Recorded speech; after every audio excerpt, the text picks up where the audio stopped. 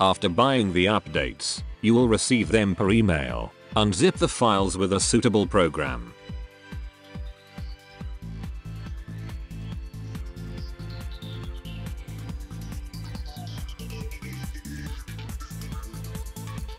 Copy the files on a flash drive or another suitable data transfer device.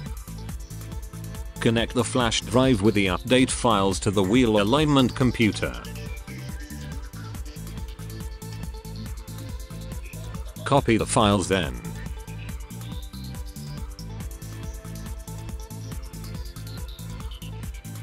Press right-click on the wheel alignment program and select Open File Path. Then, paste the copied files here.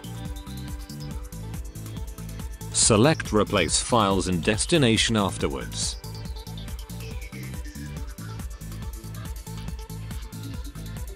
Finally, we check the updates in the wheel alignment program.